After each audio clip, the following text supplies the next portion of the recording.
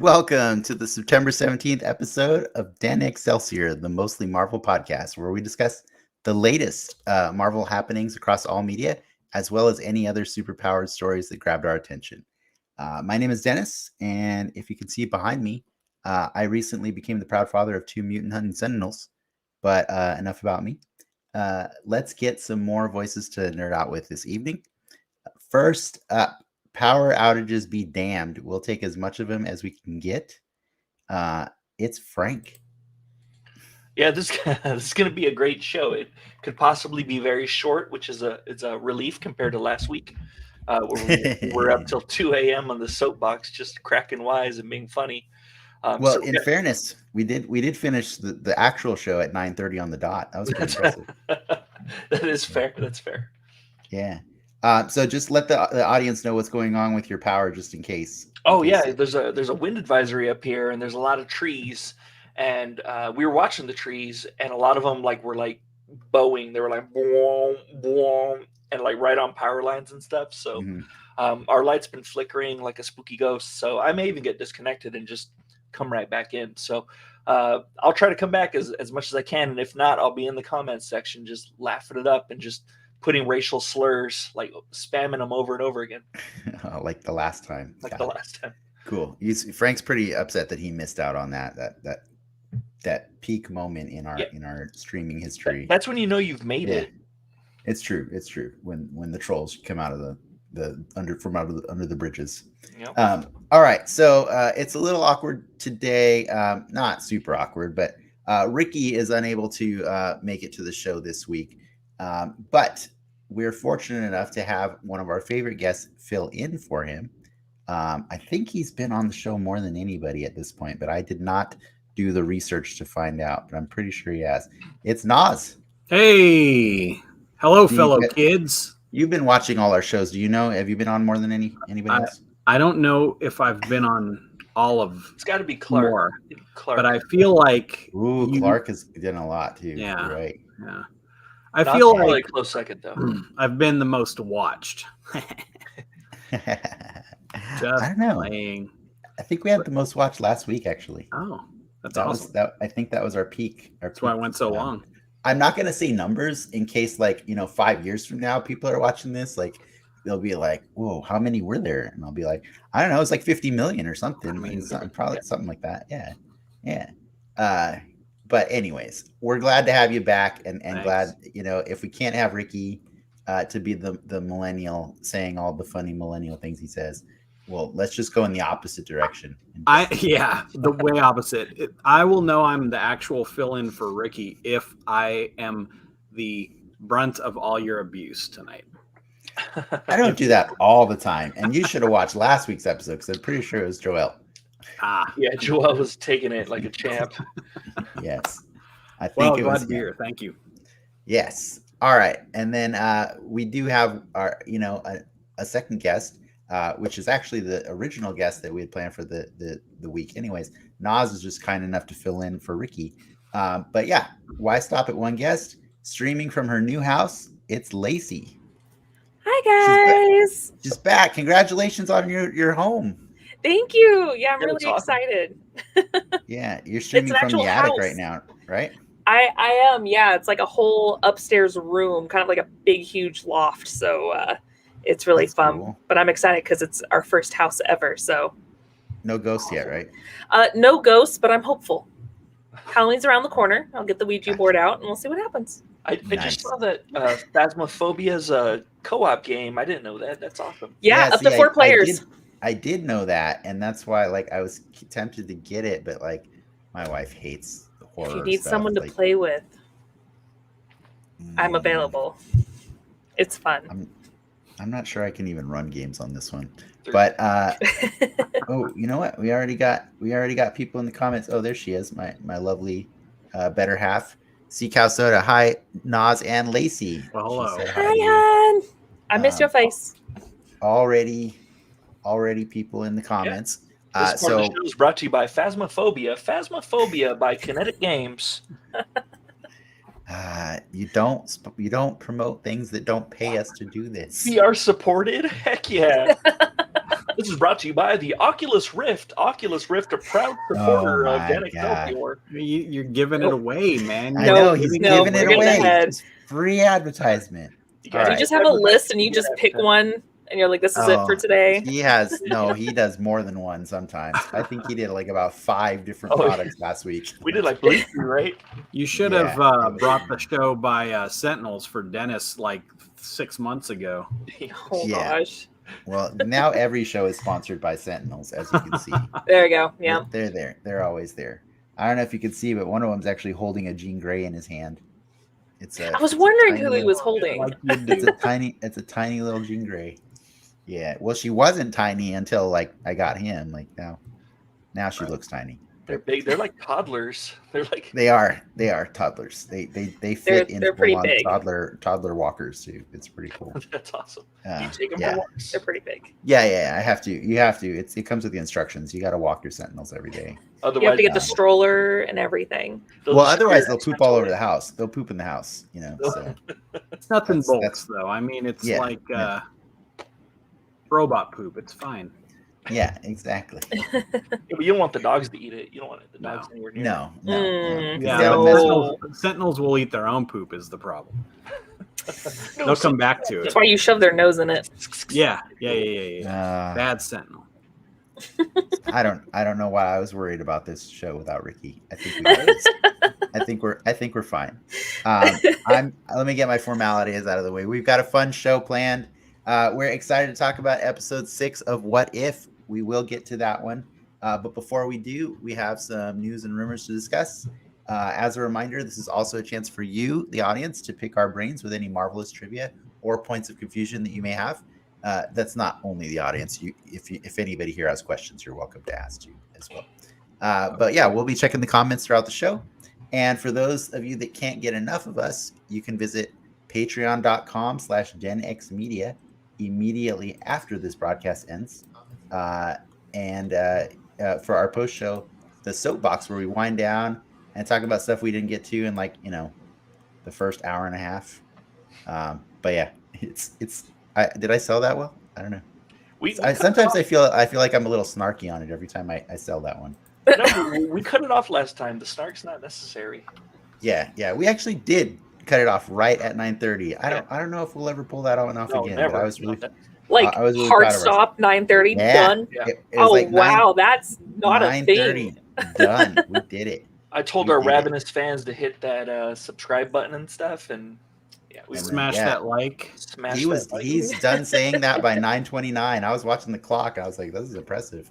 It's pretty cool. Bravo. But before we move on to the nose or the news and before we continue just patting ourselves on the back, do you guys have anything cool going on this week besides power outages and new homes? Yeah, Nas. Huh?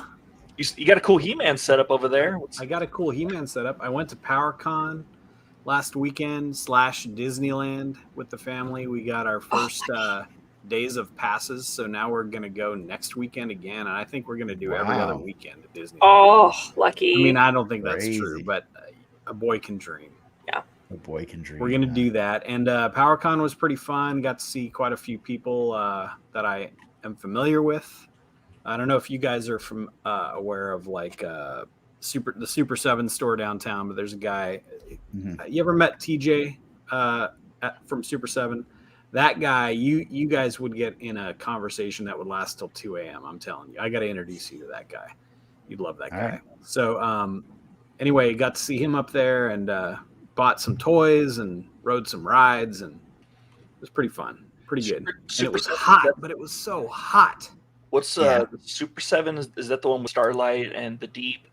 And yes. Okay. No. Noir, Black Noir. Super 7. They make The reaction line. You didn't join them, right? Because they make you do some mean stuff when you join them. hazing. This is Super he's 7 gonna be hazing. now he's gonna be stuck on the boys the whole night. We're going into Probably. soapbox territory, ladies and gentlemen. I blame Nas. It's his fault for saying the word 7 in front of Frank. Yeah, how dare you? Apparently. Yeah. So, Trigger number. So was there any Kevin Smith haters there? no, actually, in general, people were pretty civil. They showed. I didn't hear any hate, but listen, I ran through that show quick. I had the kids. I wanted to get to the park. I didn't spend a lot of time there. I spent a lot of money. but Like not you a lot do. of time. Like you do. I'm hearing good things about the new show, which came out today on Netflix.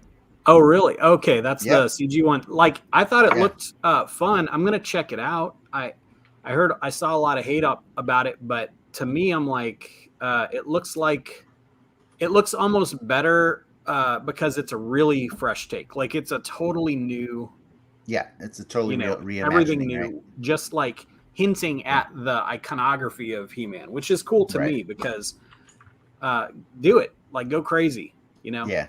go nuts on it. I also heard this could go in the news section, but I did hear today that Amazon is actually developing a live action She-Ra show.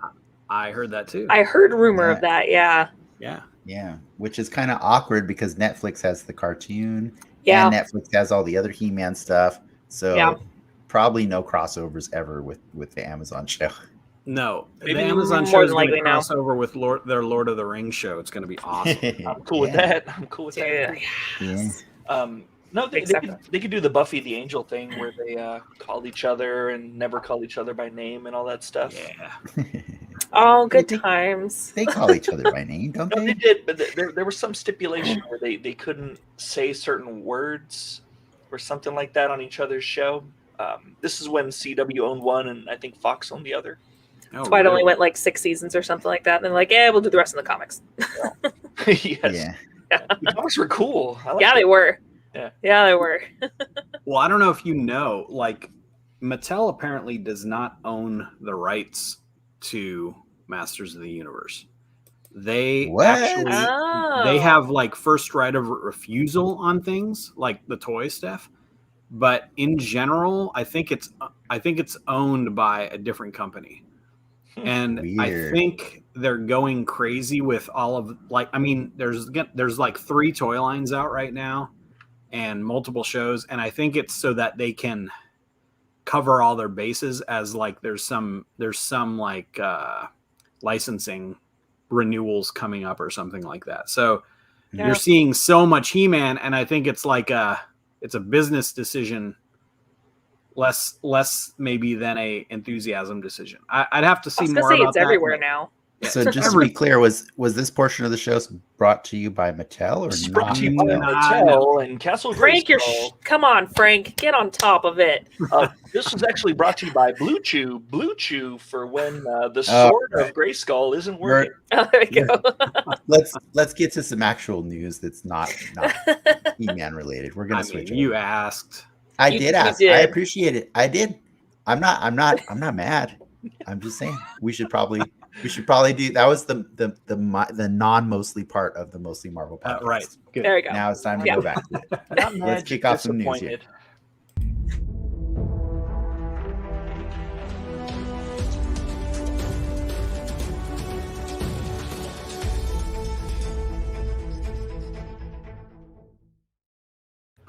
All right. It was kind of a light news week for Marvel this week, but there was some big items, and I think the biggest one is probably Hawkeye Yes. Yes. trailer and date.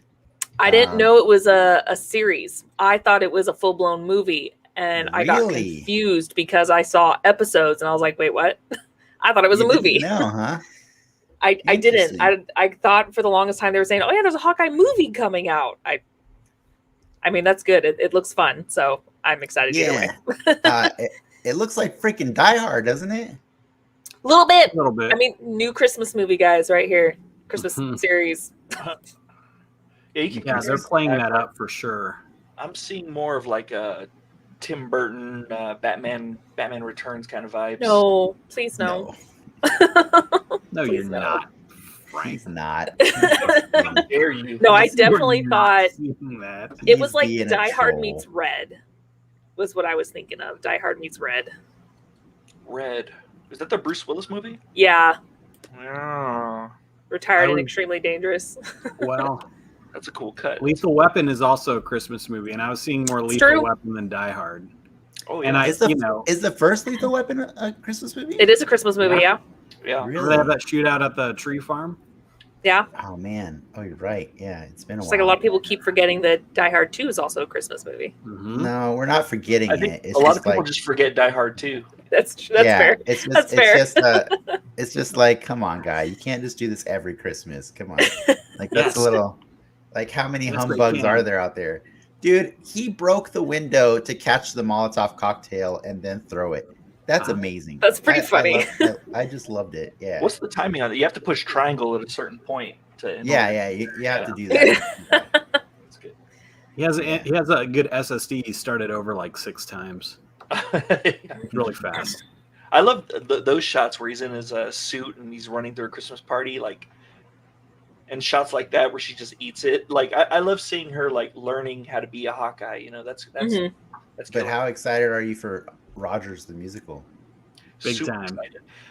Yeah. I just want to see that. I want to see that as a like one of their what's the Disney little behind the scenes show that they do? Not 616, but the I know what you're talking about. Oh, God, I can't remember. I can't think of the name of it, but I'd like Gallery, Disney Gallery. to see, gallery. Yeah. I'd like to see a gallery that's Yeah. just Rogers. You know, I saw somebody on TikTok that I couldn't help but respond to because they were saying, you know, guys, that the Rogers musical is not going to be what you think it is.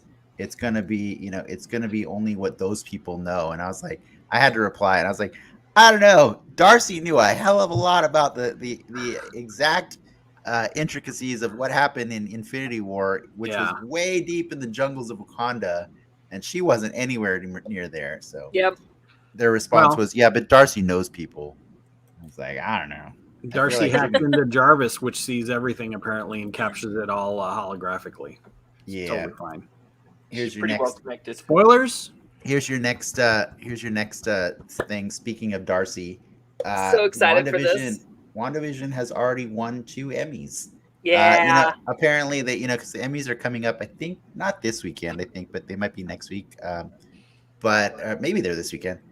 But they, you know, how they hand out a bunch of technical awards to make the actual show not as long. Yeah. Yeah. So they gave out some awards already, and WandaVision, which is I think nominated for 23 awards, has won 2 so far.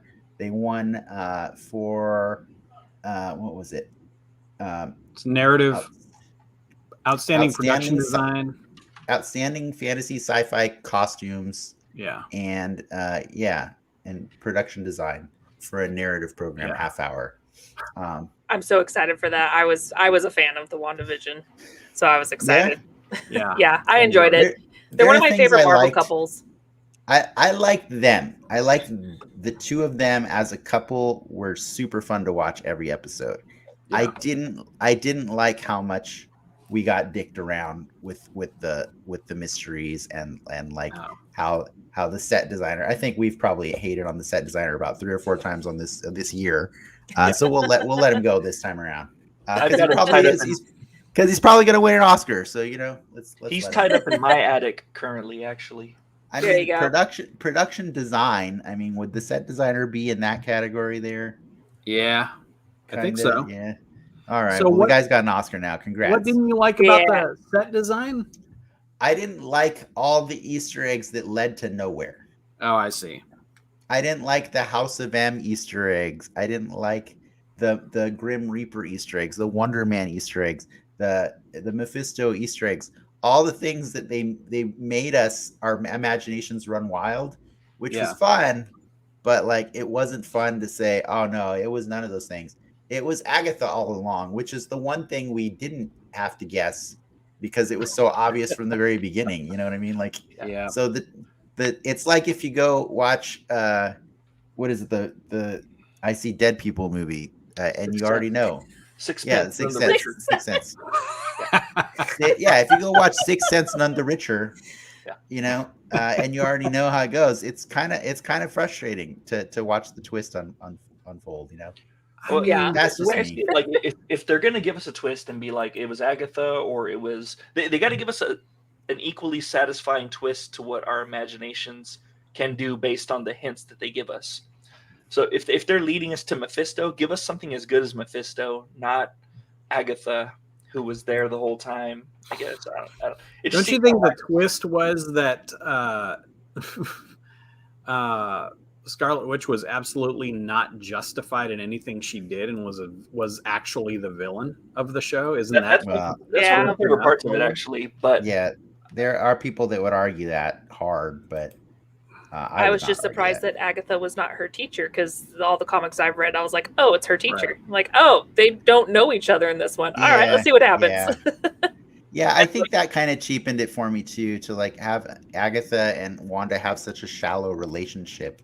Yeah, it wasn't built on anything, you know, like other than we both do magic. Mine's purple, hers is red. And that's it, you know. Like that's, you know. I would just think like, you know, I made a hard argument yesterday with my friends because like Ricky, I was hanging out with Ricky digitally or virtually yesterday, and he was trying to get us all hyped on all the movies that are coming out, because Marvel's also announced that like there's they've slated 4 new movies for 2024. Yeah. I didn't make a cool banner for that because that's literally the entirety of that news. We know nothing about what those movies are. Just they've got 4 penciled in for it with dates and stuff. But Ricky was trying to get us all excited about all the movies, and he's like listing them. He's like, we got Shang-Chi, we got Eternals, we got Spider-Man, we got Doctor Strange. And I was like, hey, you forgot about Hawkeye. And he's like, no, I'm just talking about the movies. And I was like, why? I was like, why? Why are we talking about the movies when the TV shows have been vastly superior to the movies that have come out this year? And it's because we get to have so much time to explore these characters. But on the flip side of that argument, I would say somehow with all that time we had for WandaVision, we still didn't really get to know much about Agatha. You know what I mean? Like up until the twist. And then she was crazy. That was kind of weird. But they did good relationship building with her and Vision. Like, I don't think they've sold their relationship together in anything. But you're fully correct. But What If? I think What If is the second best relationship building for Wanda and Vision, I think.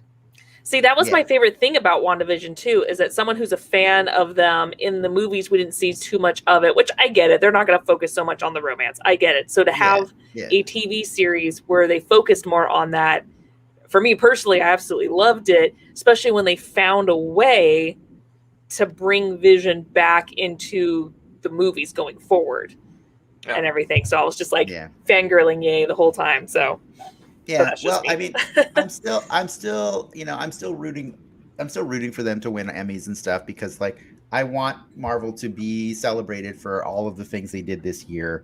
They did some really cool stuff, and they've kept this show running all year long, right? Like they've given us like how many episodes did we do where we weren't talking about a Marvel show or a movie? It's pretty crazy. It's a very small amount. So I still, you know, I'm excited. I think I still like WandaVision more than a lot of the lamer movies, you know, but it just left me wanting more. Do you have that list at the ready? Season 2. I always have that list at the ready, but we'll bring that list out later. All right. I re-ranked all of the movies. What? No. I'm telling Nas and Lacy. I have not changed it since last week. I thought you finally saw the light and put Iron Man 3 at the bottom. No, that movie's amazing. I hate to admit it, and I just realized that I have not done this yet, and I don't know why, but I have yet to see. Oh God, I can't remember what it's called. It's called Shang-Chi, and it's okay. Falcon? It's okay that you have Falcon and Winter Soldier TV series. Oh no! Really? This was a very busy year for me. Okay. Well, and Lacey's gone. So no, I'm kidding. I'm kidding. I was like, what? Whoa! I do have the power now. I have the power. No, it's okay. We forgive you. It's very convenient that you're not going to be on the soapbox, so we can tease you more about that. but it's fine. It's okay. I'll be berated next time because I probably won't see it again by then. And then, the only other news for the week was, in my area or my neck of the woods, which was the Marvel Legends Roundup. And so I think last week we broke the reveal of this guy, which was the brand new Spider-Man Marvel Legend on symbiote Spider-Man on the new retro body with superposability and all this stuff. Very cool figure. Well, that was a tease for an entire wave. So Hasbro revealed on Monday that there was 5 other figures to go with him. So there's the Hobgoblin based on his look from the cartoon. So normally he has like a scale mail where the blue would be, but this is more like in line with the cartoon where Mark Hamill played him, which was basically the Joker voice, because that's most of what he does all the time. Yeah. And then they want to say this is a nod to the comics and the cartoon, but honestly, this is the video game version of the Spider Armor Mark 1, which I'm not mad at because I love this armor. It's beautiful. I have a lot of nostalgia with this one. So that video game was great for its time. Yeah, for its time. Have you tried going back to it? I do photo mode on it every now and then. I thought you were talking about the PS1 game. No, this is the new recent game. one. This is the new one. The recent one. PS1 game. No, this is PS5, PS4, and PS5. It's like, is he making fun of last year or 2 years ago? I know. I thought he was too. That's what I was confused about. No, I knew what you were talking about. We got a classic Shocker, and I like this one because he's actually got the textured net. I think the Shocker has one of the stupidest costumes ever, and I love it. I just love it because, like, I don't understand what it is. Like, I know Spider-Man always makes fun of him because he looks like a mattress pad or something, but like, I love it. I just think it looks cool. I definitely think quilt. Yeah, or a quilt. Yeah, something like that. I mean, it's supposed to be like a insulated costume, right? Yeah, something like that. But this was kind of a do-over because Hasbro's done an old Shocker figure before, which was actually the newer costume. But they painted the lines on him, and I was like, I don't want painted lines. I want the quilt mattress pad and insulation look. I want that. So I'm pretty happy with this one. This is my Shocker. And then another figure on the new really superposable body. I think Frank was pretty excited about this one. Yep, that's my favorite Spider-Man of them all, actually. Ben Reilly, Scarlet Spider, yeah. Nice. Well, it's because I needed them at the time they came out, and I always remember the feeling I got from reading a Ben Reilly comic, and it was the same nostalgic feeling I got from reading my first Spider-Man comic. So, I saw a fun, weird TikTok today that was speculating, what if Andrew Garfield is Ben Reilly? Oh, in God. The new film? In the new movie, yeah. And then I think this might be the last one. This was my favorite one of all of them, which was Hammerhead. Dude, check out his brass knuckles. That's so cool. It's awesome. He's got brass knuckles. He's got his stupid giant Dick Tracy-esque head. I just love it. I love this figure. He looks so cool. He's actually on the same body that they put Jon Favreau on the Happy Hogan figure that you got me, Nas. Yeah, it's the same body. Just look what a little pinstripe does to change the whole look of it. Yeah, it's really nice. And then there's the whole wave that went up for pre-order earlier this year. They put them all on that nice 1990 something Spider-Man cartoon backdrop. It's really iconic retro card. I don't really care so much for them doing that because I rip them out of the box and toss those in the recycling anyway. So some collectors will be appalled. I keep the cardboard for a few seconds out of guilt. Yeah, no, I used to do it, and but you don't understand. I'm like 800 or 900 deep on this collection. Yeah. You can't keep those boxes unless you have like an attic, like Lacy does. Yeah. But you can't put people in there. So no. That's why my D&D stuff's in a corner. My husband won't let me expand. Yeah. I've seen anecdotally that usually the people that own or that keep all the stuff in the boxes, they live in the Midwest where their homes are just way bigger. That's fair. They would have the room for it. And they got basements and stuff, Oh man, it's Ryan. Ryan Benjamin is here. He's saying hi. What up, All about the Ryan? Benjamins. Nice to I see ya. assume that's Ryan. I was Thank you looking for at the joining us here. pauldrons. The pauldrons are what makes it different. So I'm looking at the original PS1 game and then the game from last year. And the knee pads. No, the knee pads are the same in the PS1 game. Oh no. Oh, in the PS1. Oh, I see what you're saying. Yeah, Gotcha. it's the Yeah. Doing pauldron. the side by side. I'm doing a side by Yes. side, but like, I like the PS1 game's all blurry and looks like total shit. I mean, crap. Whatever we can say. Well, we're past the 2-minute mark. I can curse. Just can't Yeah, get- you've been allowed to curse for a while. There you go. Oh, Yeah. and then related, this is kind of a nice segue for the from the toys to the comics. Marvel Unlimited released their new package for what this year of Unlimited Plus will get you. They always put together like a gift box that comes with like one exclusive Marvel Legend that you can't get anywhere else. Comes with 2 variant covers of comic books. Comes with a Scotty Young pin, and then like a nice decorative box and a badge. Like in this case, it's an X-Men badge. But what I thought was really funny about this one is I can tell that Hasbro was not in charge of this photo, because that Captain Kate Pride figure is literally holding her sword by the guard and not the handle. And that just broke my brain, man. I'm like, She's "Ooh." appalled by that You know what? sword. To She's each like- their own. To each their own. That hurt my brain. I couldn't look at that. It was too I was dumb. staring at the cute little Spidey Gwen the whole time. I was like, oh. That's why I had the zoom in slide, because I knew everybody was looking at different things. Yeah. I knew it. I noticed it right I knew it. away, man. I was like, you also didn't call it out. I'm You didn't sorry. call it out. Maybe the He's sword. being You were respectful. talking. Yeah, that's true. But yeah, that's the unlimited package for this year. So anybody, Unlimited Plus, so anybody who's a member of that, you get all that stuff sent to you when your subscription renews. I do it because of the figure, but I promise when I get it, I will be putting the sword in the incorrect way, because I guess that's how you're supposed to do it. That's how you So- hold swords nowadays. Yeah, That's exactly. the pointy end on the other side. That's how I hold my All right. swords. But yeah, as our tradition, I'm gonna play just really quick all the new comics that came out this week on the different platforms for Marvel. So here we go.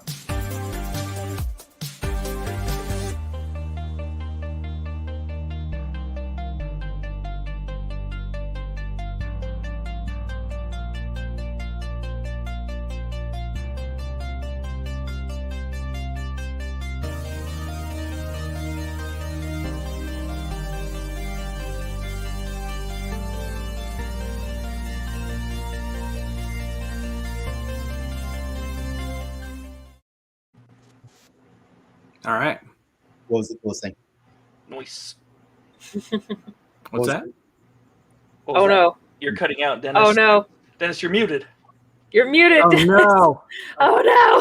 Frank, Muted. it's your show. Take it away. There we go. It's the Frank Show, brought to you by Blue Chew. Oh God, no. Wait, are you serious? I'm not Yeah, there we muted. go. You can hear you now. We can hear you now. Yeah. Whoa, that was weird. Yeah, We I was saw that saying, you weren't muted, but you were. This is strange. Is it because I made fun of Hasbro's toy posing? Yeah, now Are they- you're just gonna are get they- muted again. Are they watching? Are they watching? No, I just said what was the most interesting comic, but I like to just put Frank on the spot all the time. Extreme see if Carnage Agony. I think that's the one I want to see the most. That's the baby of it. It's the comic book based on Venom's baby, Venom's little baby, Agony. So, What does Agony look like? she's red, sexy, I guess, for a symbiote. She has like she has like Medusa type hair, but she's a Oh. red symbiote. But she's a baby. You said? Well, A she's baby? not a baby. She's just No. one of Venom's babies. Oh, I see. And they're not really babies because they attach to adults right away. Oh, I- I've seen her before. Yeah, she's all like purple and black. Yeah, she's got really. Yeah. Okay. Yeah. Pretty sexy for a Yeah. symbiote. No, she's cool looking. All right, cool. I would take her out to Well, a nice dinner if she needed. She doesn't want everybody, nice. Not with be that sure face. be sure to go check that one out I would take her to the drive. to weigh in on if she's sexy for a symbiote. I can concur. She's sexy for symbiote. Yeah. Nice. All right. I think Nas is looking her up right now. I can tell. I'm That's just what I just did. I'm just looking up "sexy for a symbiote." I didn't even get the name. He actually went Agony. To Agony. It was Agony. Just type in Marvel Agony and she'll pop up right away. He actually went to DeviantArt on accident. Oh no, that's a danger. No. It's a danger zone. Don't do that. You'll get more. So much more. Oh boy. Do you guys have anything else you want to chat about before we switch over to how about Spotlight? how about the fact that their San Diego Comic-Con tickets for November go on sale on Saturday? Oh yeah. I got an email for that. I was like, what? No, That's early. Next Saturday. No, next Saturday. Yeah, next Saturday. That's still early, Are we though, saving it isn't for next week? It's called the Comic-Con Special Edition. Yeah. Well, yeah. I mean, it doesn't matter. You can't do anything right now until I don't think I'm going to do it because for two reasons. One, so many more than two reasons, honestly. Let's go with the first reason. Go with the top 8. Top 8. It's during Thanksgiving. Yep. Yeah. They did Thanksgiving weekend. That's awful. Yep. Yeah. Number 2. Wow. Number 2. I still don't trust people. I don't trust humanity. That's why I do a digital show. Yep. Vaccinated or not, I just don't trust human beings in general. Totally understandable. Another reason, because of those first 2 reasons, I'm fairly certain that they're not going to get a lot of the things that would draw me in normally to be there. You know what I mean? I know, like Hasbro's not going to be there. Marvel's probably not going to be there. DC, those kind of things. like it's going to be a smaller event that's really just for vendors and like whatever things they can get there, and that's cool. But like I kind of love it. It's $150 for 3 days. That is a lot cheaper than a regular 4-day badge for Comic-Con. But I think they know that it has to be cheaper because it's going to be the light version of everything. But they're testing the waters, maybe, of getting back into the swing of things. See, that's the biggest reason of all is I don't want to pay them $150 to be a guinea pig. Wait, they give you the costume? Yeah. They give you the costume. And a wheel at Comic-Con. That's going to say, and the wheel, the water. That actually makes it tempting because that water bottle thing is really cool. But yeah, that's kind of my biggest thing. But Nas, are you going to get tickets? No, same reason. I mean, I just think I think it's interesting that it's there. I think I would go if it was free, but one day I'm not going to pay $150 on over Thanksgiving weekend, and my kids don't really care. And also, I'm the same way. I don't want to be a guinea pig for their, let's try to do a show that we're booking in for 2 months down the line. It's 2 months away. And on a holiday weekend. And they don't have any like big programming. draws. Yeah.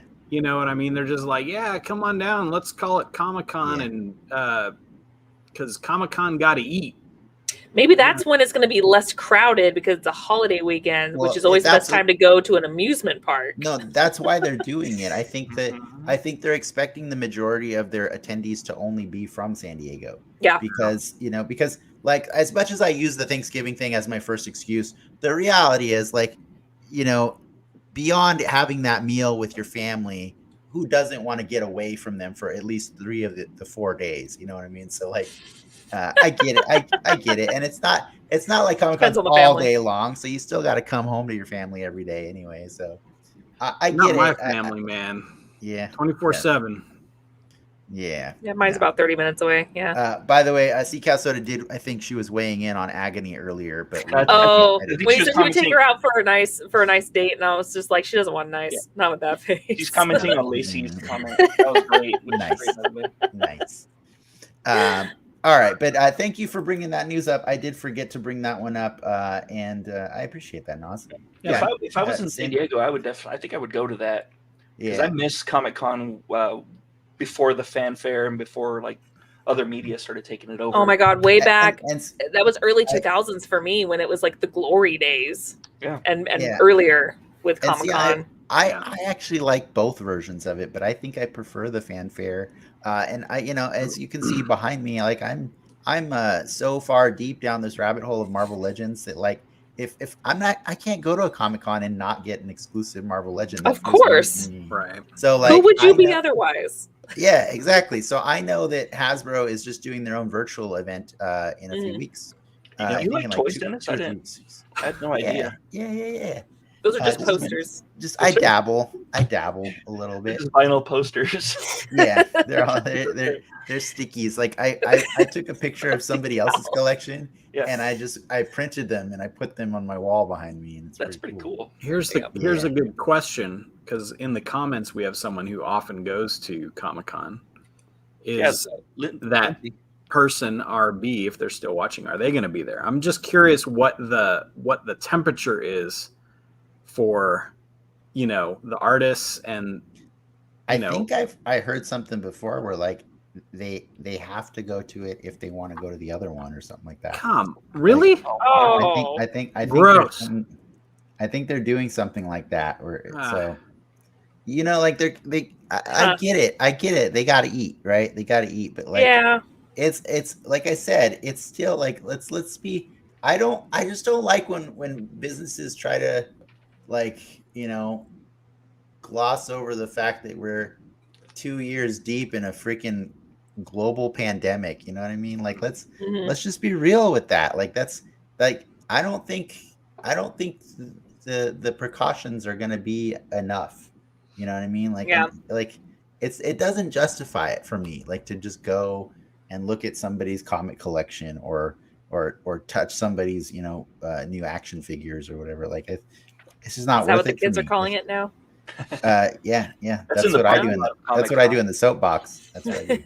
That's the parking garage. That's the parking garage underneath. But I'm not trying to be a downer. I love Comic-Con. I really do. I just don't.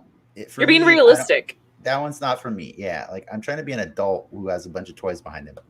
That's what I'm trying to do. So, but anyways, let's. Why don't we switch gears and talk about the thing that we were all signed up to talk about here? Spider-Man PS4. No, PS1. PS1. Right? PS1. Talk about Spider-Man PS1. I love it.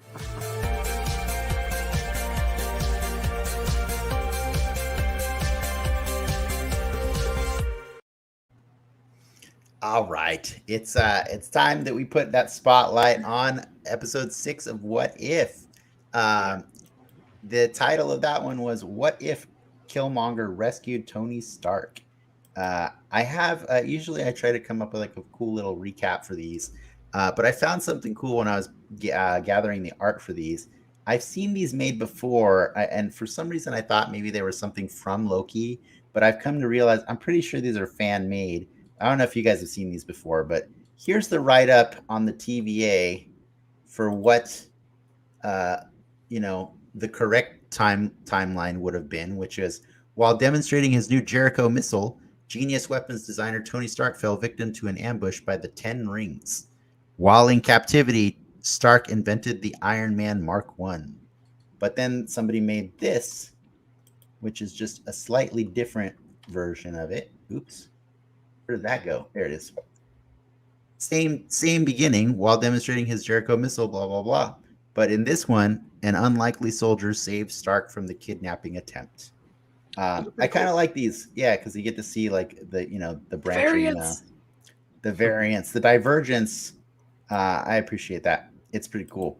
Yeah. But yeah, I think that kind of sums it up, right? It's basically just like, what if for whatever reason, Eric Stevens, or AKA Killmonger, decided to accelerate his plan and just completely hijack the Iron Man movie and turn it into a variation of Black Panther, right? Like they pretty much just sandwich those two movies, but in a really strange, dark way.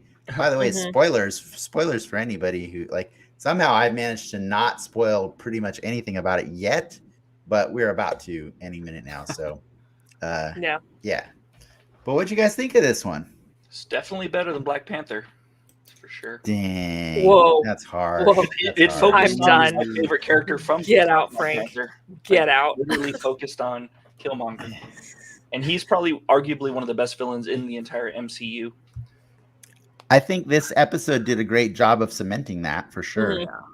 Because like I mean the you know Lacy, before the show we were talking about your favorite episode, which was the T'Challa Star-Lord one, right? Yeah. But even in that one, the MCU's biggest bad, like he was turned, right? Yeah, he was. That was hysterical. Thanos was convinced.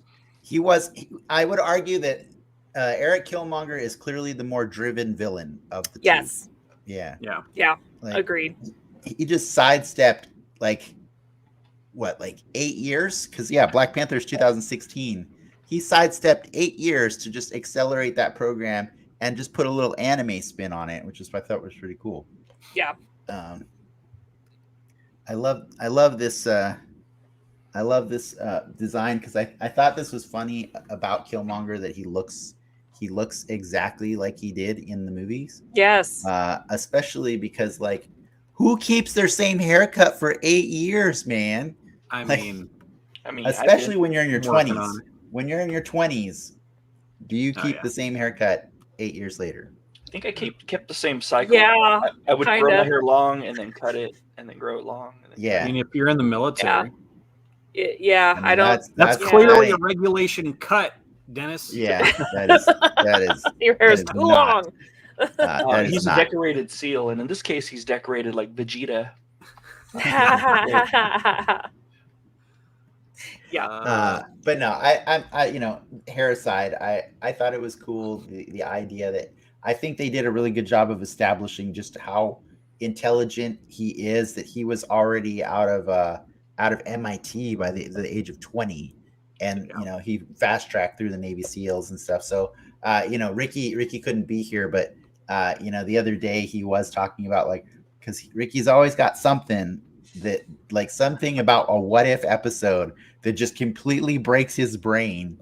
And he decided that he's like, I don't know about the age of Killmonger in this. Like, wouldn't he be like 18? Yeah. And I was like, no, he would not be 18. So I had to actually go back and rewatch parts of Black Panther. Phenomenal movie, by the way. I was getting so excited rewatching parts of it. Which one? The Black Panther. Oh, no. I thought you said the movie. Sorry. Yeah, I did. We're talking about phasmophobia again. Is what I. Yeah, but Eric Killmonger was like in the flashback. They actually dated in Black Panther as 1992. They dated Killmonger. Wow. Yeah, they did. Yeah, he dated Black himself. How many times he dated the 8-year-old version of himself. No, but is it safe to assume he's about 8 years old in that scene in Oakland? I thought he was 8 years old. Yeah, he's like 8 or pretty young. Maybe 8, maybe 10 at the oldest. Elementary school. In any case, Ricky only brings this up because he didn't graduate MIT at that age. At 20, yeah, exactly. So of course he jealous. He can't wrap his brain around that. Yeah. But they do state that he graduated his college at 19 and then MIT a year later. So, like they already did kind of set in the episode the age, but Ricky just he missed that or whatever. But yeah, he'd probably be around 20, somewhere between 24, 26. And so I fully believe that an Eric Killmonger, as driven as he is at that age, could still pull off the things he did. Yeah. And he could have possibly been in the area too, since he did tours in Afghanistan. So it's likely that he could have been there, and then just saw his moment and then took it. Thought about Hamilton and just took his shot. I don't mean to like influence anybody with this picture, but just curious, what was your favorite moment in the episode? I don't know if I had a favorite moment. The ending, unfortunately. Yeah, I liked the ending. Well, that makes this podcast really awkward. No, I don't mean when it was over. I just meant the ending when the girls got together and they were just we know better. This is dumb. We're gonna try to figure this out because we know something's up. And they showed a scene in one of their promo spots of Shuri and I can't think of Gwyneth Paltrow now. Pepper, yeah, thank you. Coming out of the back of a train or something, or a plane with like guns, right? With guns, yeah. So that's not the last that we've seen of them. So that's really cool. That'll be an interesting combination too with those. Yeah, I definitely believe, like, unlike a normal Marvel movie like trailer and stuff, like anything that they've showed for What If those assets, if we haven't seen them yet, they're getting used. Like you Yeah. don't go all the way to animating it fully and then like be like, nah, we're gonna cut this scene. We decided at the last minute. Yeah, so I know I have definitely seen some art with Pepper and Shuri that suggests that ending was not final for a reason. So I actually appreciated that. That's good. Yeah. Within the context of the own show, it did seem kind of abrupt, though. Like I was kind of hoping for Yeah. the first post-credit scene of the season or something. Yeah. That's what I was waiting for. Well, Yeah. I felt like a lot of them have been abrupt, right? Like Yeah. other than Doctor Strange, I think most of them have been pretty abrupt. Yeah. Yeah. I wouldn't say I think Star-Lord was pretty final, except for that ego scene. Yeah, I mean, which seems like it could have been the post credits if they were so inclined. This one definitely felt like less of a finished anecdote, and I think that's why I say abrupt.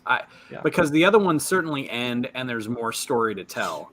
Yeah, this one ends, and there's a lot more story to tell, and it felt like there was still some unanswered questions. It very much depended on your knowledge of Black Panther, which I grant all of these what ifs kind of depend on your knowledge of the Marvel movies so far. Right. However, this one I felt like, because what I kept expecting and what I think needs to happen, but they never had it, was his confrontation of the king, who he knows, allegedly knows, killed his father, and you see it all moving towards that, but then we're left at, because he's like moving towards taking over Wakanda, but he never takes over Wakanda, and then we get to Shuri and Pepper saying we have to stop him before he takes over Wakanda, and then we roll credits, and I felt like, okay, so that's not like it felt to me like not a complete thought. More than the other ones. The other ones felt like complete thoughts, like leaving you with more questions. But this one is like, here's the precipice. You probably want to see more, but we don't have more than 33 minutes, which made me sad. I definitely felt like zombie Thanos with an Infinity Gauntlet was quite the cliffhanger to end on. It still felt like a Marvel post-credit scene, like that was terrifying thing, and that is terrifying. Yeah, I just thought the second they started using their abilities in zombie form, I was like, this is bad. I mean, you thought fast zombies were bad, they can still use their abilities? Hell no. So when we saw Scarlet Witch was still alive, I was like, yeah, everyone's fucked. honestly, to me, Shuri and Pepper felt like a post-credit scene also.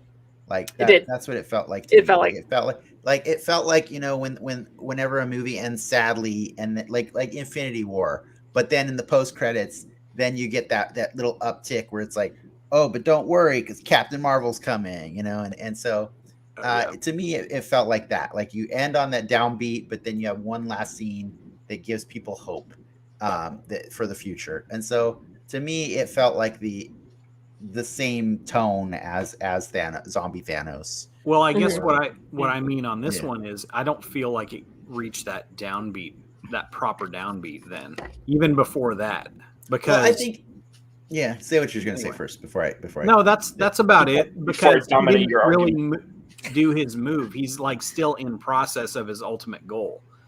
Yeah. And so he's not at a point where he feels like he's at victory stage, I felt like that was the nice thing in Black Panther. You get to that climax of him defeating T'Challa, and he's like, I am at victory stage, This one, he becomes Black Panther, but he's still, I think he wants more than to just be Black Panther. I think he wants to be... Well, he's playing the long con. He is, and I think that's... I want to see the end of his con. Right, like when he really reveals himself. Yeah, but I think like you said earlier is that this episode and all the episodes rely heavily on your knowledge. So the more knowledge you have of the movies, the better the story, right? Like so. Yeah.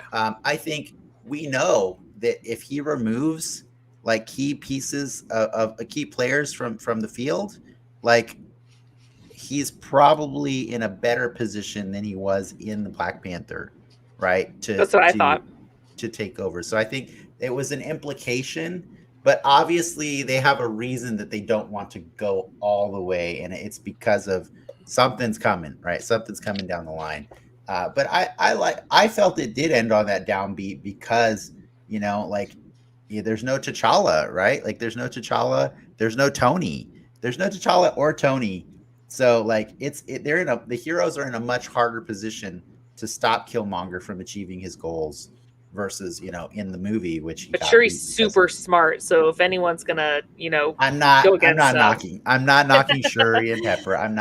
I'm just saying, like, Shuri was super smart in the other movie, and she was 8 years older. And she still almost got killed by Killmonger. So they're not in a position of they're in an uphill battle right now. But she didn't have as much time to prepare, and she didn't have.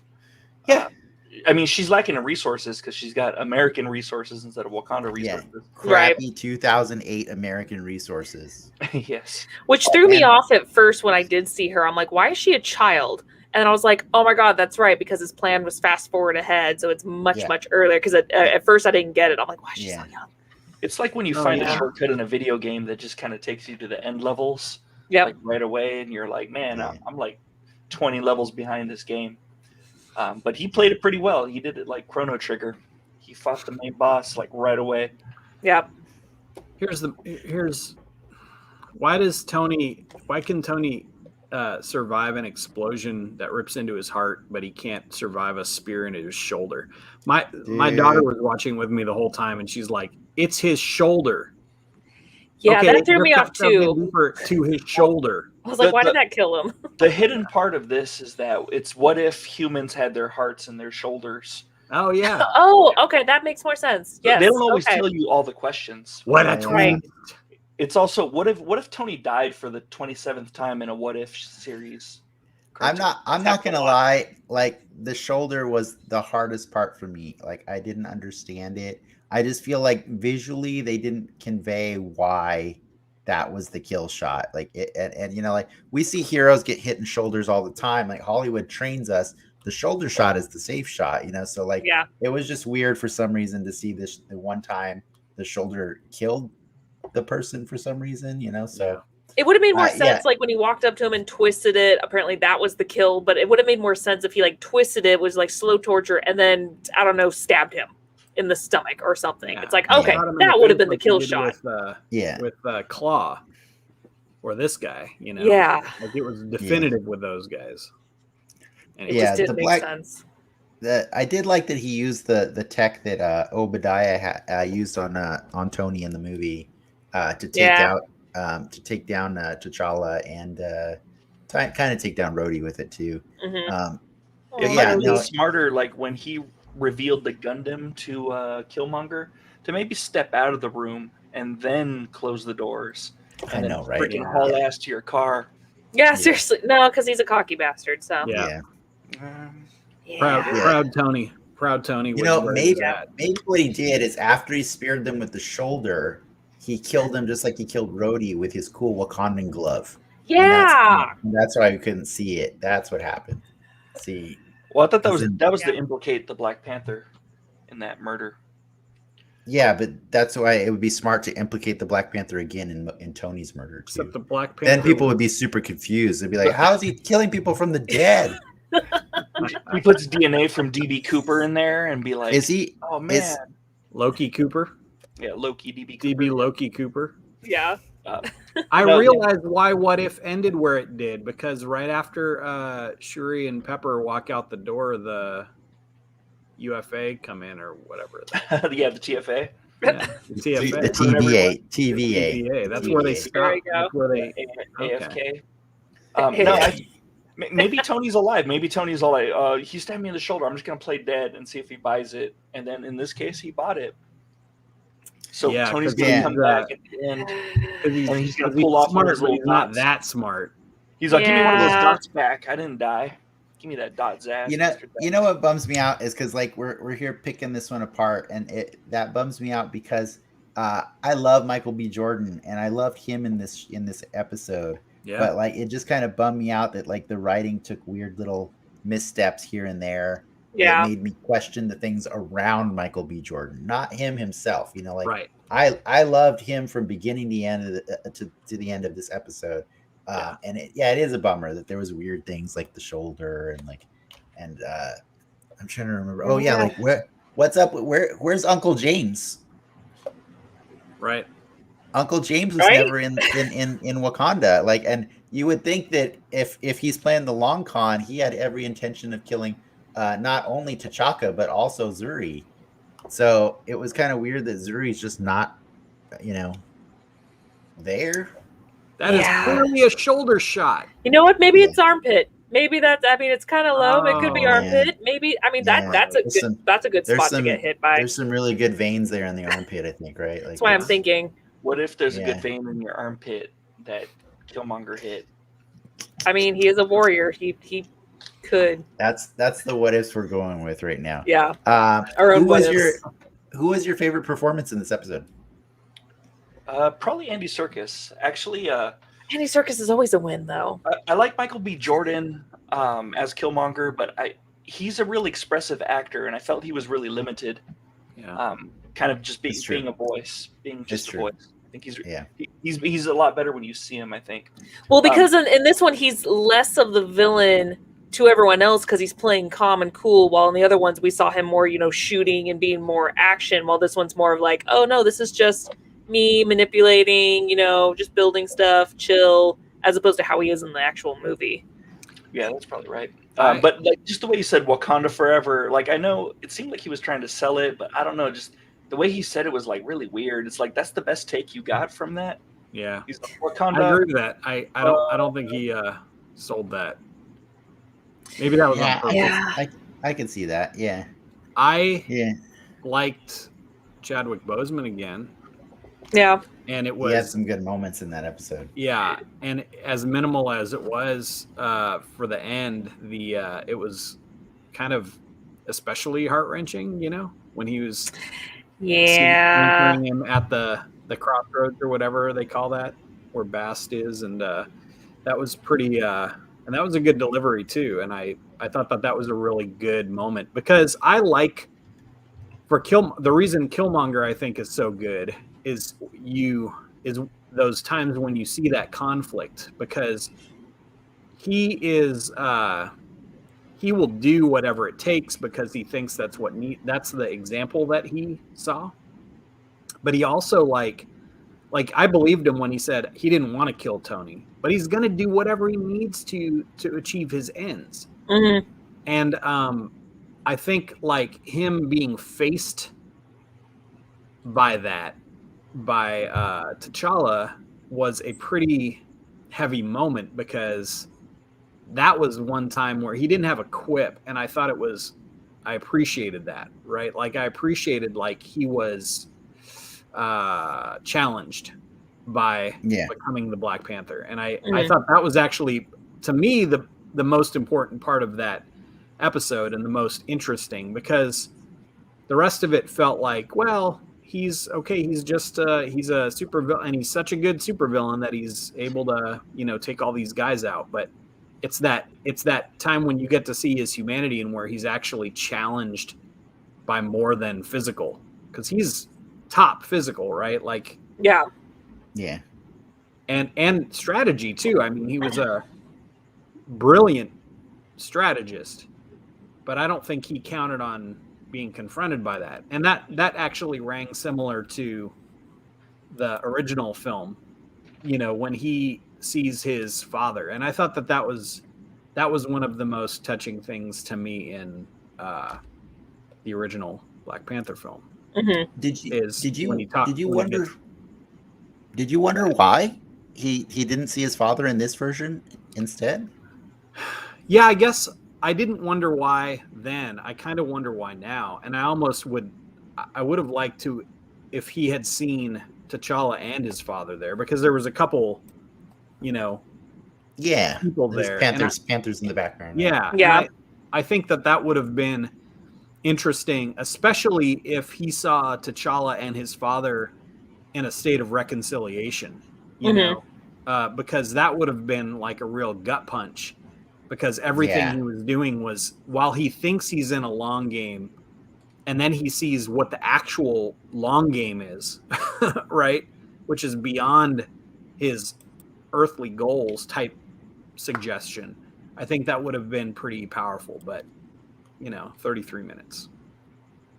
Yeah, I think they did. But I think they did really well with that scene. I thought that was pretty good.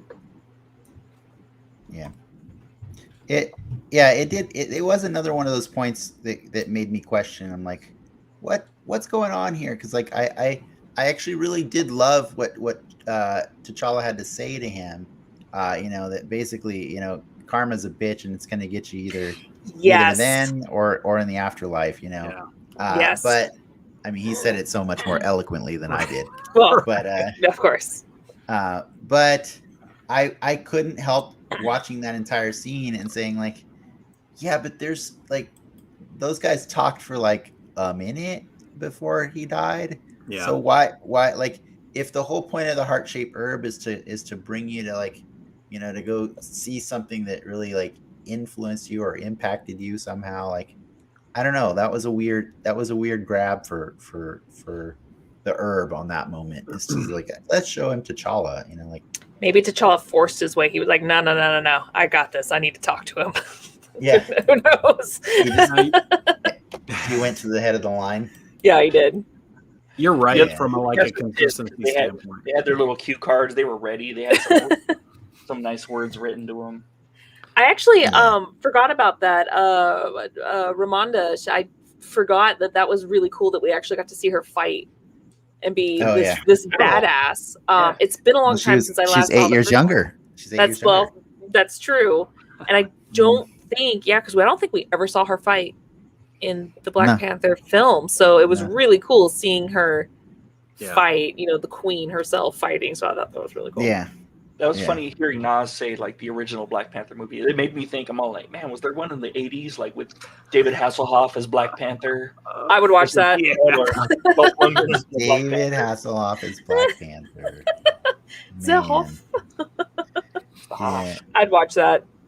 But Lacy, did you give us your favorite moment? I think you technically it was the ending with you did She-Ra conspiring. Yeah. But I did, like I said, I forgot about the queen fighting too, which was really cool. And she was just such a badass. But I hate to say it. I mean, and it was nothing against like the acting or anything like that, but it was my least favorite. I just wasn't as into it as the other ones. And I think part of it is pretty much what we just discussed. There were some little things that I was like, well, that doesn't make sense, or why is this happening, and why isn't this happening? And it's just too many questions and not the good kind.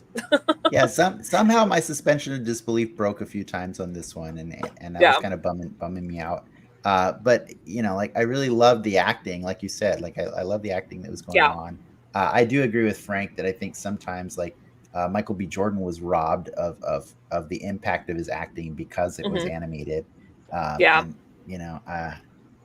It's gonna happen. I've seen him animated before, but in what is it, Love, Death, and Robots? But it is an impressive model of Michael B. Jordan, so it gets all the expression that you would normally see out of him. I do love him a lot, so like I was just really excited to see an episode about him. That was fun, and I really, like I said, my big takeaway was like, this guy is more driven than Thanos. That's a fact. You cannot argue that, man. Like, well, Thanos had one plan: grab the stones. Do something about the population. Well, he was just like, no, I've got more. But I think that's the point, right? Is like you just you hit the nail on the head. Is Thanos had one plan. Killmonger clearly had a billion different ways to get to his objective. And he was just in that universe. He decided this is going to be a fast track. This is going to get me there a little quicker than maybe some of my other plans. He's pretty good on his feet too. Like every time there was a little hiccup, really good on his feet. He just kind of like went with it. So part of that too is, I don't know if it's more driven, but the difference with Killmonger and Thanos is. I know the answer. What's that? I know the answer. The difference between him and the difference between him and Thanos is Thanos can't see the difference between him and him. No. Oh, deep. That's good. The difference between Thanos and Killmonger's plans is Killmonger played everything to complete secrecy, and his plans were his own. Yeah. Thanos broadcasts his plans and has a need to convince others that he is right. Killmonger had no need to convince anybody. He's like, I'm going to do what I'm going to do. And if anyone gets in my way and opposes me, they're done. If they get in my way and are for me, they're done. Because he killed his own girlfriend in the movie. So he's different. Like, and it's, I don't know that it's a matter of being driven. It's a matter of, in some respects, I guess it is. Because Thanos is like, he just wants to solve the problem. And I feel like what we saw in the T'Challa episode as Star-Lord was he found another way to solve his problem. Yeah. You know what I mean? And so he's like, okay, cool. Like the problem is solved. Like if I can solve the problem, then I'm not upset, you know, at least in this, you know, universe. In that universe, yeah. But with Killmonger was never willing to actually tell anybody what his problem was. You know what I mean? And even when he had friends, he wasn't like Tony was a friend, like a very, well, he was a friend. I think he just manipulated him the whole time. I think he just pretended to be his friend. It's hard to say it. It's hard to say if I don't Tony think he saw him as a and Killmonger friend. were actual friends. Who, Tony? Or I don't think Killmonger saw him as an actual friend. Right. But Tony was giving Tony, the other way, yes. That's what I'm saying. No, I agree. Like Killmonger didn't seem that way. Yeah, but 2008 Tony had very superficial friendships, right? Like, you know, he could have. But he saw him as a friend. And poor freaking Jensen, man, that guy's still in that damn cave, like to this day in that episode. Man, he's dead now. You know what? No, I just got the new headcanon. Zuri went and rescued Jensen. Oh, what? Yes. Because Jensen and Zuri were actually college roommates. There you go. They sent Zuri abroad because he needed to learn how to be immersed in American culture. And so when we found out. No, Jensen went to college in America too. You know? Oh, that's right. He heard him speak. He was drunk. There you go. I just solved it works. That's I saved Jensen for you. You know, one of my actual parts that I actually liked, like I was watching it and I'm all like, this is stupid. We're the dumb rhinos that I hate in live action. And then bam, rhinos, and I'm all like, rhinos kick ass when it's animated. This rules. They were way better in this show. I'm on the same page with Frank. I'm not on the same page about like where I rank Black Panther. I still think it's great. I had so much fun just like taking a detour today to go and like the other day to go get details. You know, to say no, Ricky, you're wrong, even though he's not here on the show. I really had fun, like going back and watching little scenes of Black Panther and be like, damn, I love this movie, but I did not go and fast forward to the end with the stupid rhinos that just look awful. They look awful, Lacy. They look bad. I think I'm biased because rhinos are like one of my top 3 favorite animals ever. So I think I'm just biased. Well, now you have great ones because you can just watch the rhinos in this episode. Yeah. But when I was watching them in the cartoon, I was thinking to myself, "Oh man, they should really put these in live action," and like that's really cool. Like watching them ride in the battle on rhinos. I don't think you can train rhinos like that. Plus, it might not help. Yeah, no. Plus, there's only like 2 or 3 of them on the planet now. So only depends on which not ones. In Wakanda, man. I know. I was kidding. Wakandian rhinos, no. They even have the they're flourishing. I think it's just Wakandan. I think. Wakandian sounds more. It sounds right. It sounds right. Wakandian. Wakandan.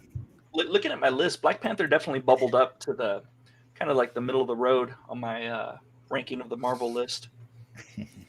It's definitely up there for me. That's all right, Frank. It's up there for me. It was really good. Man, I'm curious. What are you guys' top 3 Marvel movies? Nas and Lacy. Oh, I've never actually done an actual rank before. Winter Soldier is number 1 for me. It's a good one. Maybe can I count Infinity War and Endgame as one movie or no? No, I would count it as one. There's Personally. No way. Infinity War is No really way. Damn good. it! Because Endgame for me is way lower than Infinity War. Endgame for me is lower than Black Panther. But Wow. that's not saying much because Black Panther's number 2. No, Counts as one for me. Go Is for Black it. Panther I number don't two? know. I haven't ranked them, but I feel like I really like the ones directed by the Russos. Oh, yeah. I just think like from a full like I can watch these over and over again. It's the Russo brother films, and I think there's things that happen in some of the other movies that maybe I like more, but I think there's more stuff that actually happens in those that have like consequences, and they don't feel like typical. Let's just Marvel it up. This is the problem I had. Like I liked Shang-Chi. I know. Maybe you got. I get the impression that you weren't impressed, Dennis, but it was Frank and I were not impressed. To me, I think the main problem with it was just that it was typical first introductory Marvel film. I felt it was. I felt that's not even fair because Frank and I had this conversation about like Frank, who is not a fan of Black Panther, agrees that Black Panther is significantly better than Shang-Chi because at least in Black Panther, from the very beginning, when you first meet him, he's doing heroic things. You know what I mean? And so you get to watch a hero being heroic, which is what you want to see when you're rooting for a titular character that's going to be a new Avenger down the line. You know what I mean? Yeah. You want to see his character. You want to see that it's something that's worth being, like a fan of. And so, whereas Shang-Chi, I think at this point, it's fair game. I don't know, Lacy, have you seen it? I'm not going to spoil far. I won't spoil far, but you've seen in the first, in the trailers, the first big action set piece is him fighting people on a bus. Yeah. And it's because he's being attacked. It's because he's doing self-defense. It's an act of self-defense. It's not that he was going out seeking villains or anything like that. Like in the context of the story, he is defending himself, and it's he wasn't going out to be a hero. He was just protecting. Right. Did he do considerate things for the people on the bus? Yes. But like the first scene that you see Black Panther in his movie, he is literally saving a giant tribe of people that have been captured and are going to be turned into slaves. Yeah. You know what I mean? Like there's a huge difference there and then I won't spoil, but like going from that beginning to the end, like, just saying like, Black Panther made this awesome decision, which was something that was like, is not really done in the Marvel comics, which was, you know what, I'm going to open up Wakanda to the rest of the world. And we're going to allow our resources to help better the globe, to be, we're going to be a global power now. We're going to finally engage in this. And like, he makes the grand speech about like, good leaders should be building bridges and not walls and all these things. And it's a real nice dig on Trump at the time for sure. But it's also just really inspiring. He's a very inspirational character. So I can set aside the shitty rhinos and say, you know what, at the end of the day, that guy still made me feel like he's a damn hero through that whole movie. You know what I mean? That's why it made sense for his What If episode. It made so much sense that like all these people loved and adored him, and he was this great, wonderful, compassionate person. And I'm like, of course he would be. He would be. His What If episode is great. It's great. And so I'm just saying, like, Shang-Chi didn't give me that feeling. Those feels. Like, yeah. Counterpoint. Black Panther doesn't change from the beginning of the film to the end of the film. Shang-Chi does. No, he doesn't. Yeah. Yes, he does. No, he doesn't. Yes, he absolutely does. It's not a radical. we're not going to spoil it for Lacy. But We'll talk about it in the soapbox if you want, Nas. We can talk Yeah, about there it you go. later. That's fair. Yeah. Luke kicked me out, and then you could just talk about it all to your heart's desire. Yeah. Lacey, don't Yeah. watch the soapbox tonight, okay? Okay, I won't. No, but you can still pay us. Yeah, you can still pay us. Still pay us. Of course. Yeah, of course. Soapbox is brought to you by Brilliant.org. Brilliant.org. Oh, by the way, Crush Vince showed up. I'm not sure if any of you know who this is, but I do. They're gonna remain quiet on their. Feel free to tell us your opinions. That'd be great. But yeah, that was a nice little tangent there. We can talk more about that in the post show, but I do want to give opportunity for anybody to talk a little bit more about this episode of What If, or talk about what you think's going to happen going forward, because I'm pretty certain the Watcher is going to put together some sort of team, and we're going to get to revisit all of these universes. Do you think he's ever going to roll out his catchphrase? I don't know. Like he's actually going to say his catchphrase, "You've been watched, bitch." Yeah, he's gonna. You know what I want to see as a What If, just because I was a fan of the comic, and it's not going to happen. I know it's not going to happen, but I would love to still see it, and that would be a vampire episode where Blade is going out and trying to find a cure for the heroes, because the Marvel heroes turn into vampires, and he has to try to find a cure for them. So somewhat similar to the zombie one, of course, just with vampires, but it just would have been cool to see that.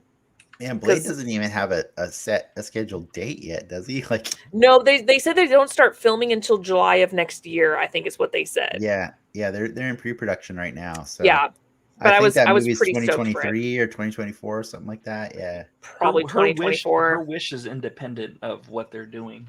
Oh, that's fair, but like, yeah, that would be weird to have Blade show up before he shows up in the movie. That's why I said it would not happen. That'd be great. Wesley Snipes Blade's already established. You get Chris Christopherson. I'm sure he'll work for. But he wasn't part of the Marvel universe at the time. Then again, Marvel universe wasn't really part of the. It's what you can dream it. If you can dream it, Lacy, we can do it in What If. See, Morbius would have been another good backup. The only problem is that movie's been postponed for almost 2 years now. So and we don't want Jared Leto anywhere near anything. And I loved that. I loved Morbius. He was great. From the show or the comics, or what's your? I grew up watching. My Morbius, at least in my childhood heart, was from the 90s cartoon. When he showed up, and I was like, I love this guy. I don't know anything about him, but I love him. And then kind of expanded on that with the comics. And so when I found out there was a movie, I was like, yes. And then everyone was like, spoilers, he's part of Spider-Man. And I was like, where have you guys been? He's part of the Spider-Man universe. Is that the 90s Spider-Man one, like they're packaging the new toys? Yeah.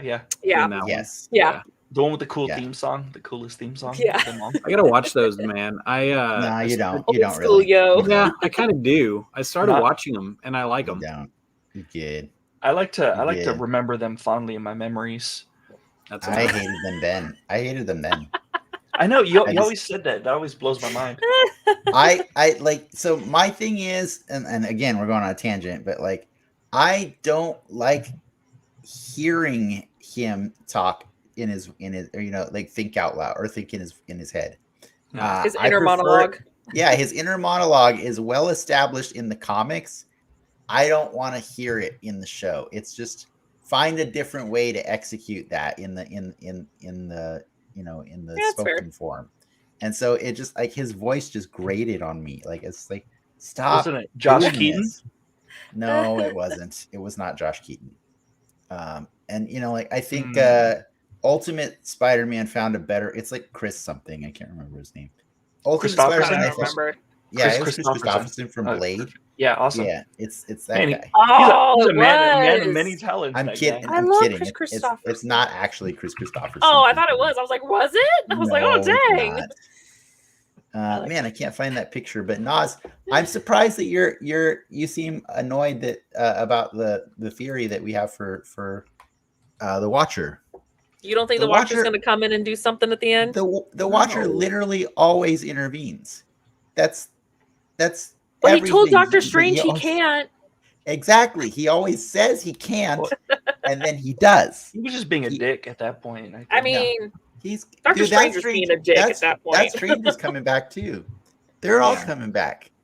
All of them are coming back. Well, especially at the end. Well, because so let's go through the ending. So we've got Sharon's coming back. Captain Sharon's Carter. coming back. Yep. We have oh god, I can't remember the actor's name. The celestial being, Star-Lord. Ego. Thank you. Oh, wait, yeah.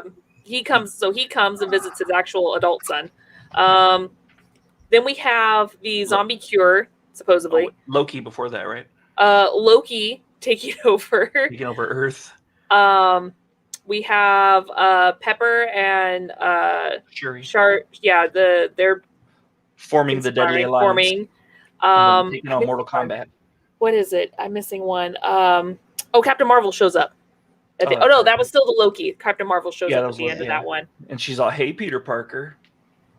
Yeah. Got something for me." That's how she said. Hey, Peter. Yeah, that's Why do you? I love that. I don't know why I like that part. Nas, why do you not want to see? Why do you not want to see the Watcher intervene? Form a team. Yeah, it's too Shield-esque. Sounds dumb. You don't want the Watch Avengers? Have you seen Avengers, bro? The Watchmen. The Watchmen. Yeah, he starts the Watchmen. Oh no, we're not going to talk about Watchmen. By the way, this is from back when we were still talking about Spider-Man. Amazing. Quick on the Watch Avengers. That'd be cool, man. He's all like, "There was a dream." No, there is a promotional poster that Marvel distributed to people before the show started, and it's of the Guardians of the Multiverse, and it's a bunch of the different characters from the shows that we've seen, the episodes we've seen. And there's also a sweet Hyundai commercial showing them all together. Mm-hmm. And I have to believe that they would not animate all of them together just for the Hyundai commercial. I feel like they're just reusing clips from something that we're going to see later. This is brought to you by Hyundai.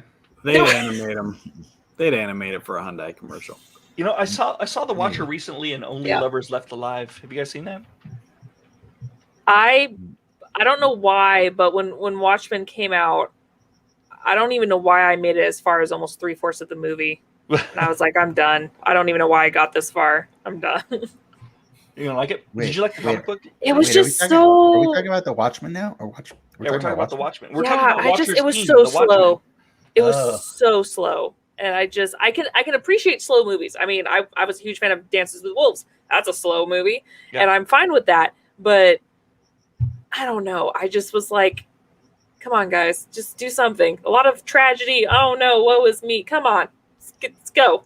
Yeah, it was kind of weird when the Night Owl came home, and then like the Watcher's there, and he's all like, "Did I ever tell you about the Watchmen Initiative?" And then it cuts to black, and I'm all like, "What's going on?"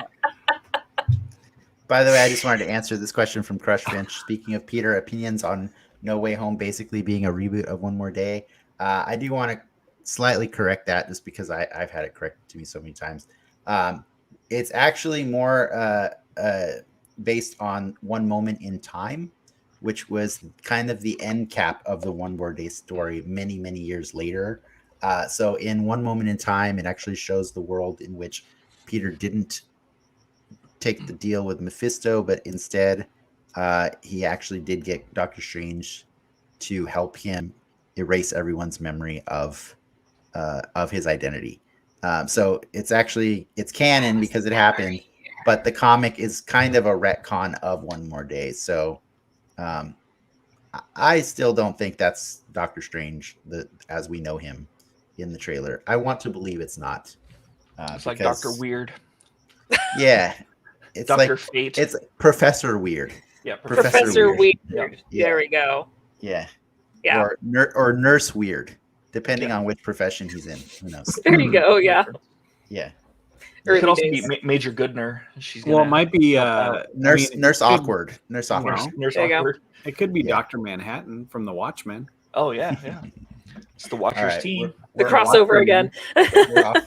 We're off the rails again. We are. I don't know if we have anything else that we want to say about What If right now. So if you guys want to, we can start wrapping this up. I think you guys hit on a lot of the things that I wanted to talk about, which I'm glad somebody brought up the shoulder. Like that hurt dumb. Me. The shoulder hurt me so much. Talking about the ones from the spider armor. So much that I needed some Bengay. Because that one picture, it was just the armpit. So either way, it was dumb. Yeah, it was like the old movies. Stab them here. Ow! You killed me. Like you guys realize it's a cartoon, right? You can put that thing anywhere. Right here. Here. Whoever your friend is starting to upset me now. As long as it's not Professor Hulk. Now they don't like Professor Hulk. I like Smart Hulk. What's wrong with Smart Hulk? He's great in the comics. I agree. I like Smart Hulk. Yeah. He was kind of an abrupt appearance in Endgame. Yeah, but that doesn't make him bad. That just means it does. That means that we got to miss some of the story that got there.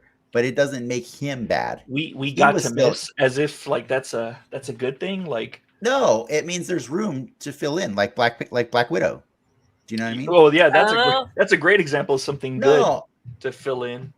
I mean, we still got a story. We still got a story in the middle. It's like good is used loosely. I don't hate Black Widow. He's just talking about the filler part of it. But I'm saying the filler just because we skipped over part of his story right now doesn't mean that we can't get it later. But what I got to see of Smart Hulk on screen, I was very happy with. I like that his dabbing and I like Smart Hulk, and I like the idea of him finally being comfortable with himself. You know, like that was the struggle he had through the whole universe. You know? So it was cool to see him in the darkest time. For everybody else, that he found peace in himself. Yeah. I thought that was really cool. And I want to talk about this, but we have to talk about the rest of this argument in the soapbox, and I think you know why.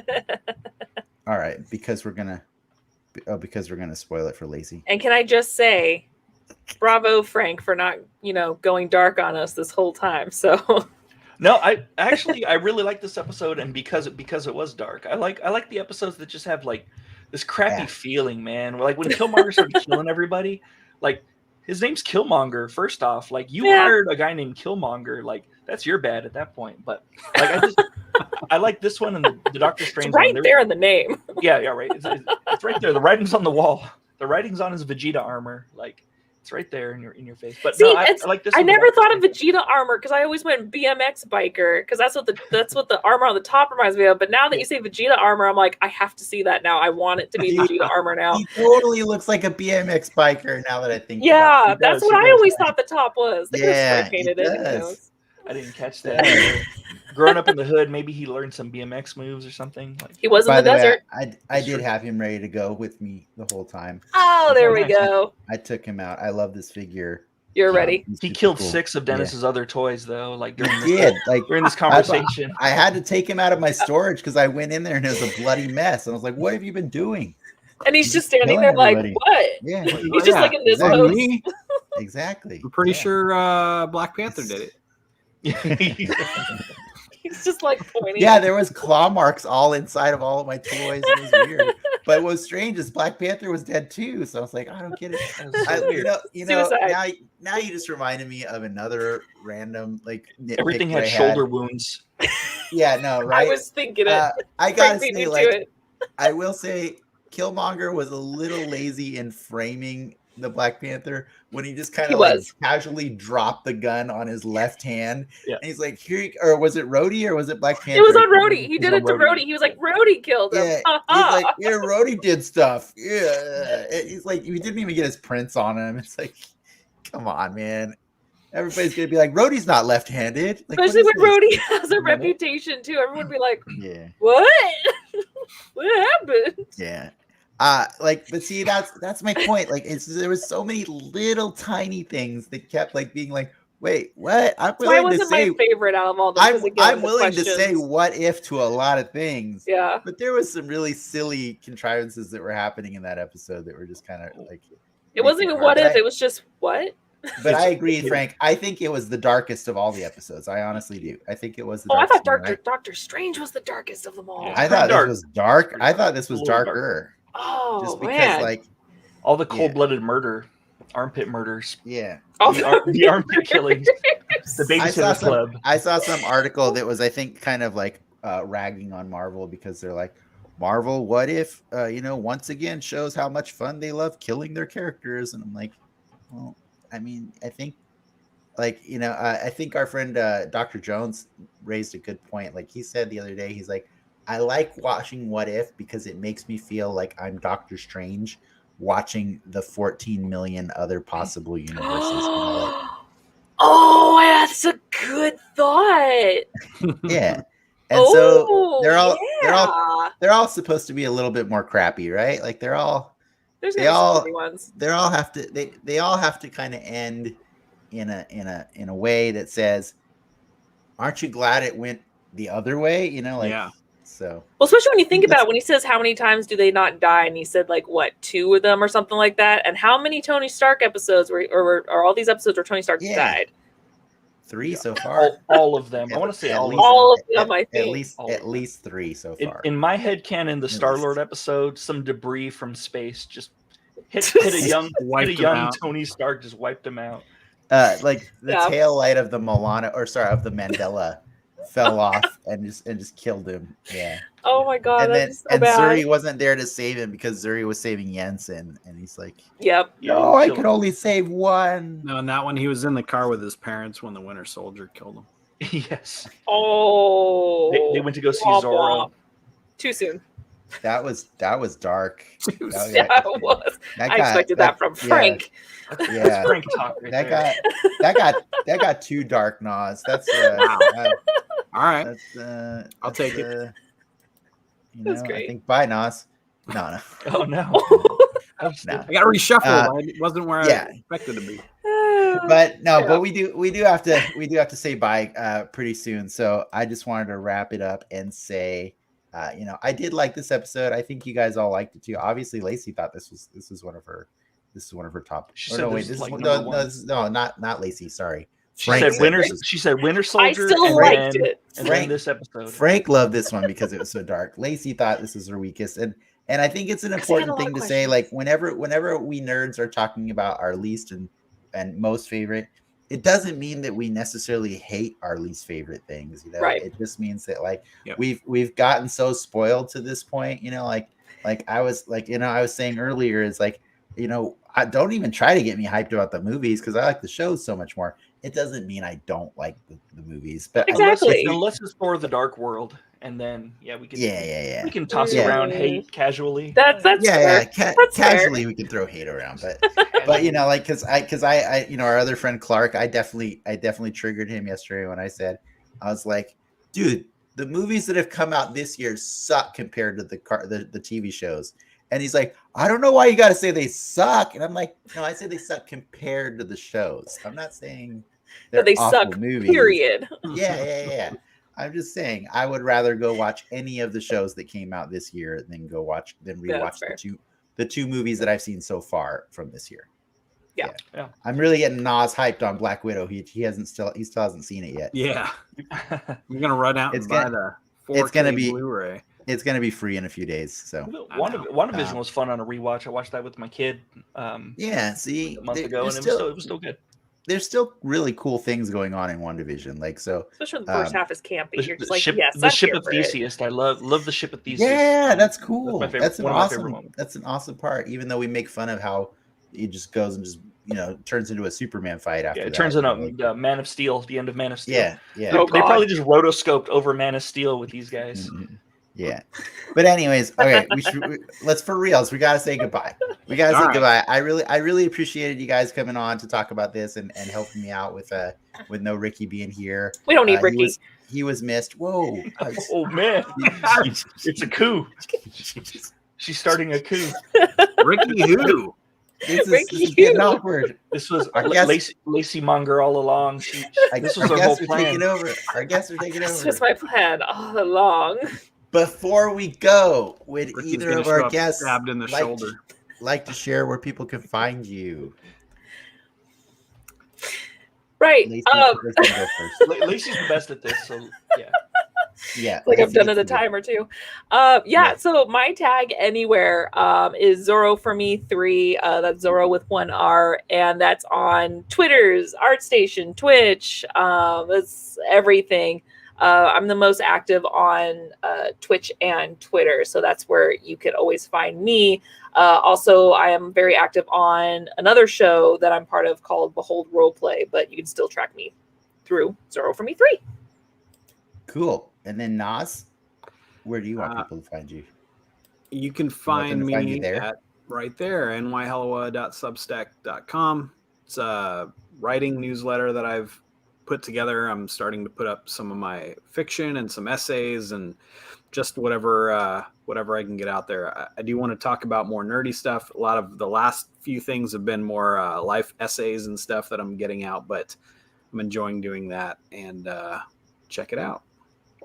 Cool. And then you can find me at Denix Media pretty much everywhere. I think lately more just on YouTube and a little bit on Instagram. But you can find me on TikTok and all the socials.